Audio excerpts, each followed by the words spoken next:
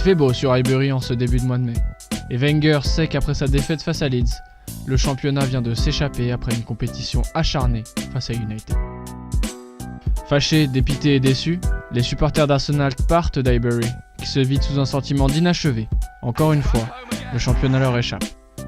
Mais ce que ne savent pas encore les supporters d'Arsenal, c'est que cette désillusion énorme est en fait le début d'une histoire encore plus belle. Celle d'une des meilleures équipes qu'ait pu voir jouer l'Angleterre, les Invincibles.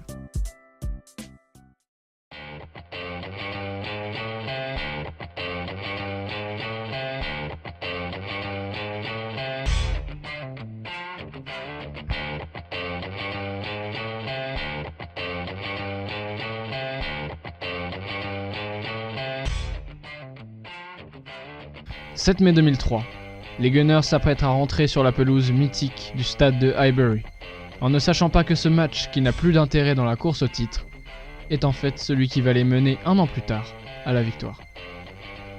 Un triplé de l'inévitable Robert Pires et 3 buts du très vite oublié Jermaine Pennant permettent aux Gunners de se débarrasser de Southampton, sur le score de 6-1.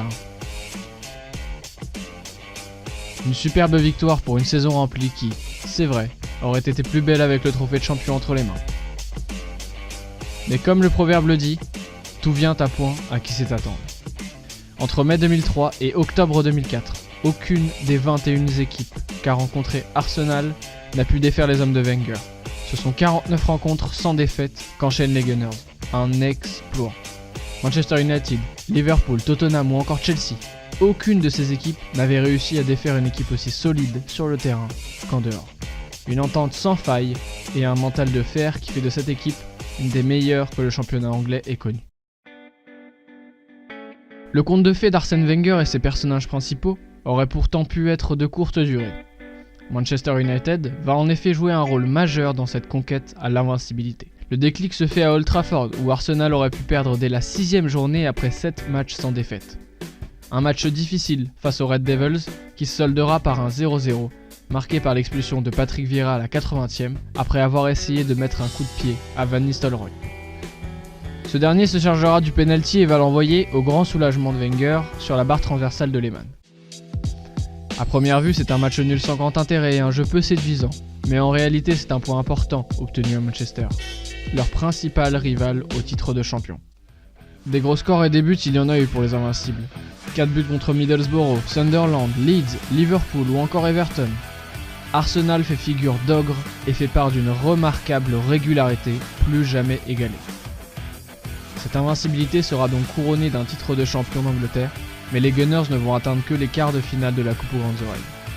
Malgré cela, il faut se rendre compte que l'équipe la plus prestigieuse du nord de Londres effectuera cette performance non pas sur une, mais 3 saisons, emmenée par des joueurs tout aussi exceptionnels. La patte Wenger, revenue en Europe après un court passage au Japon, s'applique à travers un jeu d'attaque très fourni et des joueurs exceptionnels, tels que Dennis Bergkamp, la légende hollandaise Ljungberg le suédois, et le duo de champions du monde Robert Pires et bien entendu Thierry Henry, venu remplacer un certain Nicolas Anelka. Bien sûr, ce jeu séduisant a fait souffrir de nombreuses défenses de Première Ligue. Mais que serait cette attaque sans le reste de l'équipe ? Quand on parle des Invincibles, on ne peut oublier l'un des meilleurs numéro 6 qu'ait connu Arsenal et l'équipe de France, Patrick Vieira, capitaine de cette équipe et cœur du jeu londonien. A ses côtés, la révélation de la Coupe du Monde 2002, Gilberto Silva, qui sera aligné devant une charnière composée du grand Sol Campbell et de l'éternel Kolo Touré.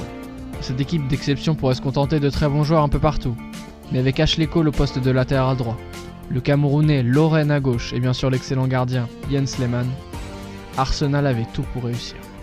Et c'est ce qu'ils ont fait. 49 matchs sans défaite, un titre de champion d'Angleterre et c'est toute une génération de supporters qui est marquée par les Invincibles, que l'on peut mettre tout là-haut, avec les plus grands.